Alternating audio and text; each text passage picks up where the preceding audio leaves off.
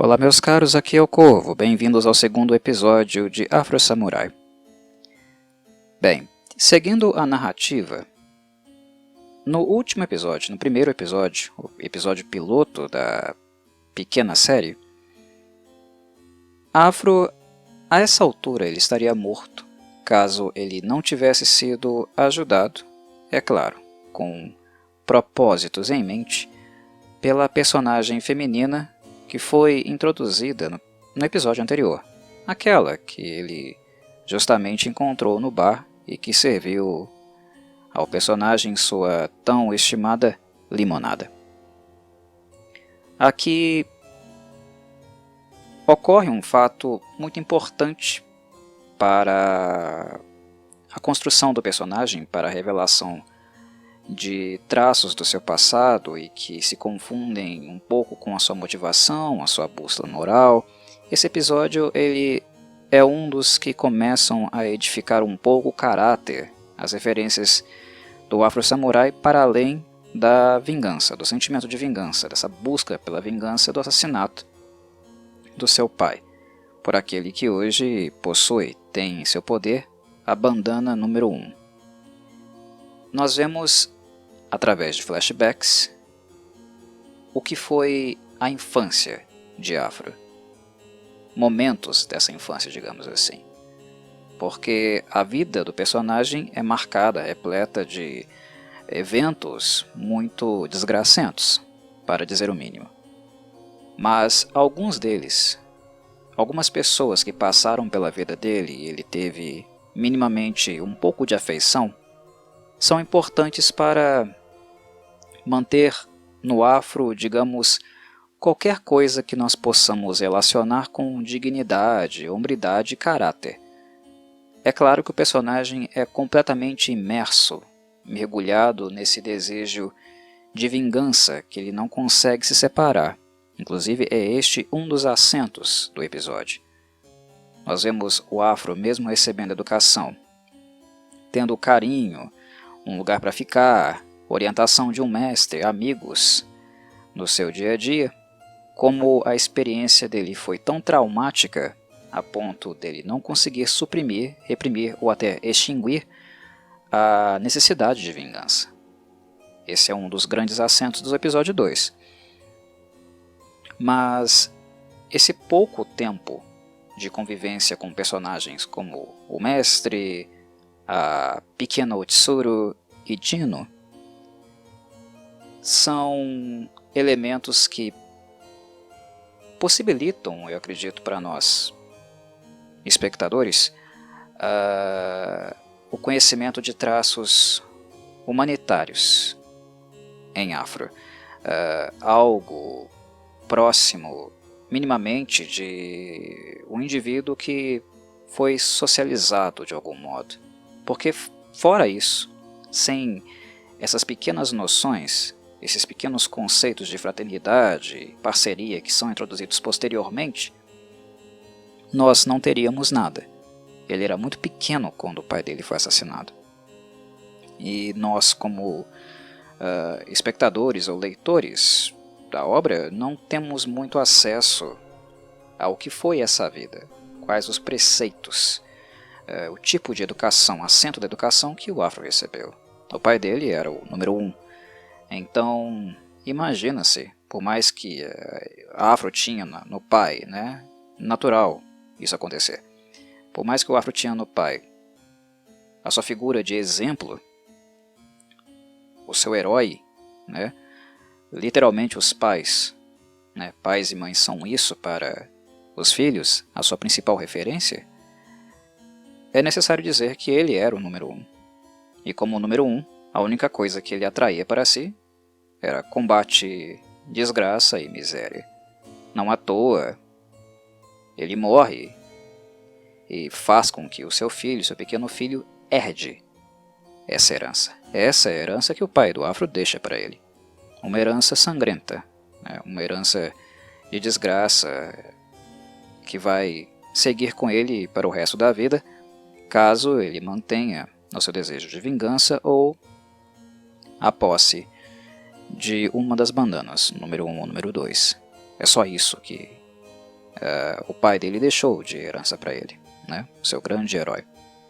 Enfim, então o que vem a posteriori, as relações a posteriori são importantes porque elas vão enriquecer o personagem de algum modo, dar a nós pequenas noções, fazer com que conheçamos algo relativo ao caráter dele, né? E isso esse episódio introduz, e faz isso através de flashbacks a partir do momento em que o estado atual dele se assemelha a outro estado que ele já havia tido no passado, que é esse estado de estar à beira da morte. Isso não é novo para o Afro.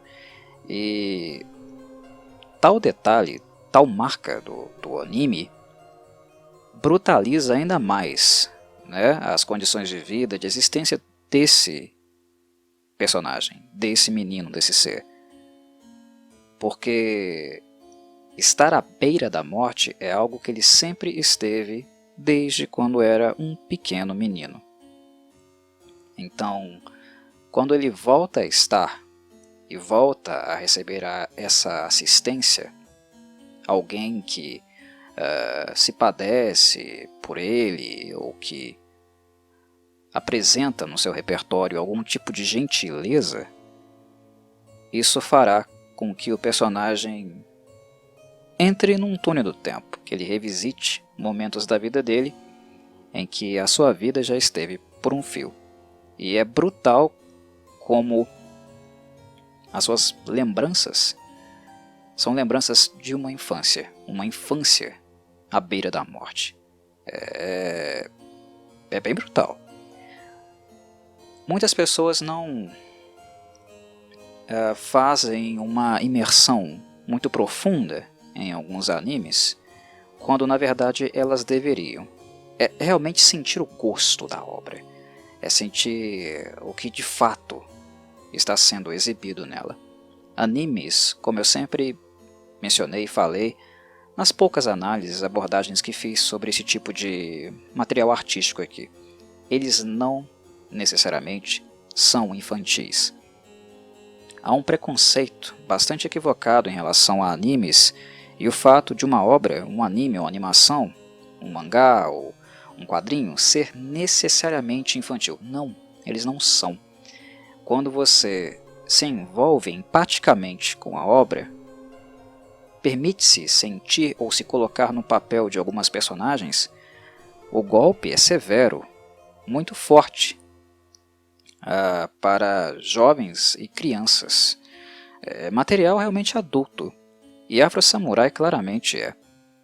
Uma das coisas que muitos assistem Afro Samurai, mas criam uma barreira, uma proteção para não sentir certas coisas.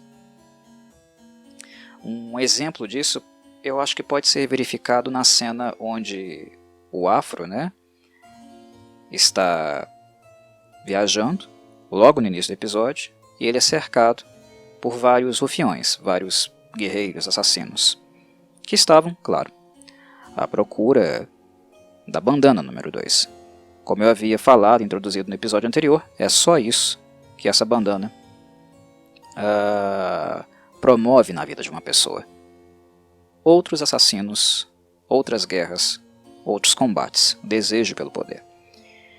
Seja você uma criança, um jovem, um adulto, um idoso, não interessa. É morte, guerra, uma batalha, um combate incessante, eterno, até o momento em que você for assassinado, né? Por aquele que herdará de você o poder, o status, mas também o fardo. Uma das coisas que muitas pessoas não sentem nesse episódio é o que é estar no lugar do Afro no que diz respeito à cabeça do pai que ele carregava naquele cesto. É perturbador a ideia de uma criança tão pequena ficar com a cabeça do pai e levá-la, carregá-la para todo o canto. É perturbador.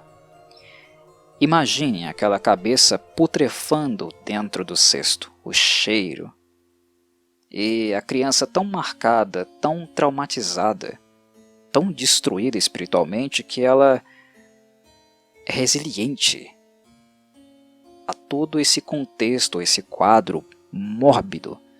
O cheiro, a putrefação, é pesado a coisa, né? E quando os rufiões maltratam, espancam e roubam a bandana do Afro, né? A criança também é deixada ali, jogada num estado completamente lamentável, à beira da morte. E ele só não morreu porque duas personagens importantes, né, da história dele, a história infantil dele, o encontraram, né, a menina Otsuru e o rapaz, o pequeno Dino, que terão papéis importantes na sequência da obra. A Otsuru, ela já aparece no segundo episódio, porque ela é nada mais nada menos do que a donzela do primeiro episódio, que salva ele aqui, né? Que está usando o nome de Okiko. Não fica muito claro, ou na verdade fica, porque aparentemente o Afro não a reconhece, mas Okiko reconhece o Afro, né? Só que ela, no contexto em questão, na vida adulta, ela está trabalhando para o clã dos Sete Vazios, né?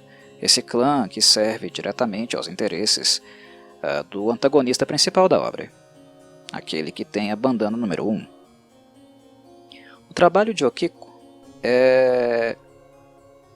não envolve nenhum tipo de altruísmo. É estranho, né, quando você se depara na abertura do segundo episódio com uma pessoa cuidando do Afro. Que mundo é esse? É Disney? Né? País das Maravilhas? Que porra é essa? Isso não existe, né? Uma alma caridosa, uma boa samaritana que encontrou alguém caído de um penhasco no meio da estrada, que levou para casa, né? Que oferece estadia, remédio, massagem, né? Um peixinho, comida para forrar o estômago, né? Uma massagem, sexo, que inclusive nesse episódio tem. Na tiragem original, o episódio foi censurado. É bom que se diga. O episódio ele foi censurado. Na edição posterior, né, quando ele começou a ser comerciado em disco, tiraram a censura. Afro Samurai não chega a ser hentai. Não é o caso, mas ainda assim é um anime bem picante, né? É caliente o negócio. Aqui tem. Mas, por um lado, a Otsuru, ela estava cuidando do Afro para fazer um procedimento de reconhecimento das suas habilidades, que aqui no contexto, no cenário de Afro Samurai, envolve aí aparatos tecnológicos, né? É como se fosse um rastreio, uma leitura feita das suas habilidades para que assim os antagonistas estudem as mesmas e desenvolvam estratégias mais potentes, mais assertivas, modos mais seguros de como lidar com ele, né? Estudar o adversário para poder desenvolver técnicas, habilidades, estratégias mais assertivas no confronto contra ele.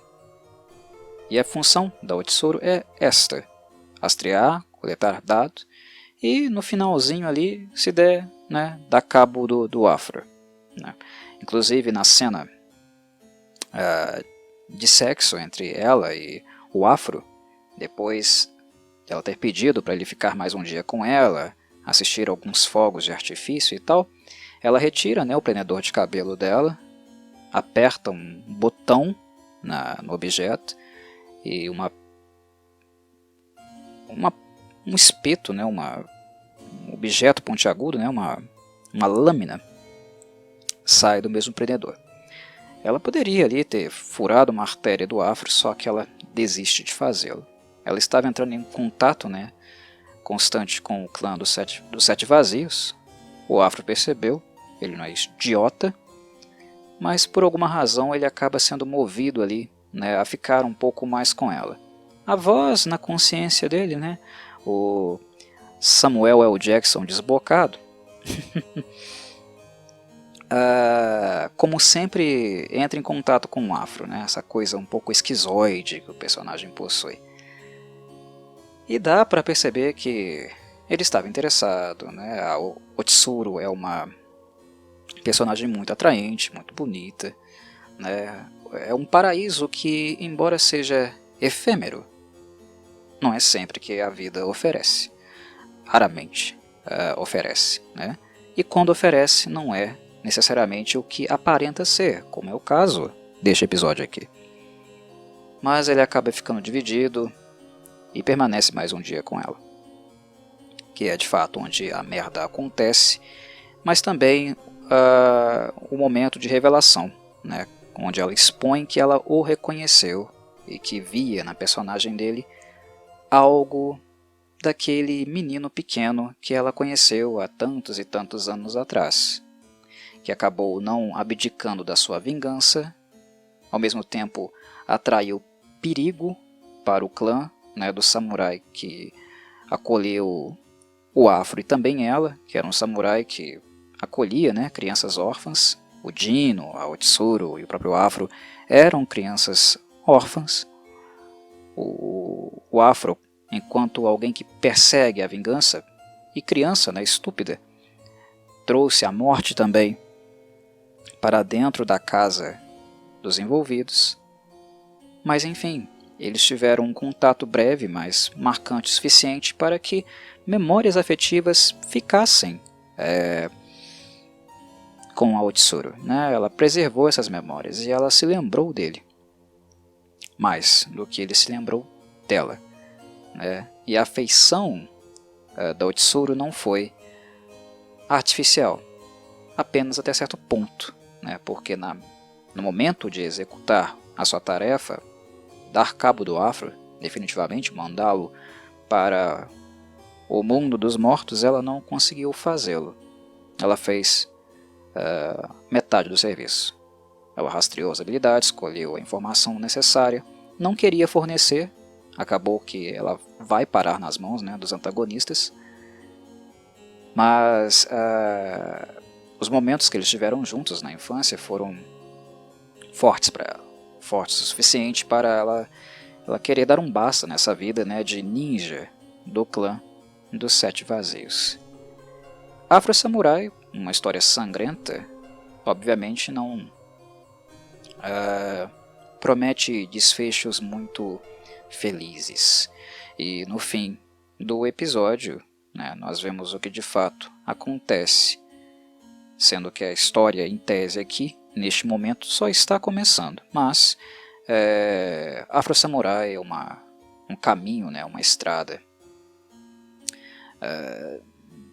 Eu não diria irregular, ela é até reta, porque nós temos desde o princípio a noção de onde ela começa, por onde ela passa e onde ela vai terminar, mas o que é indeterminado não é tão claro assim.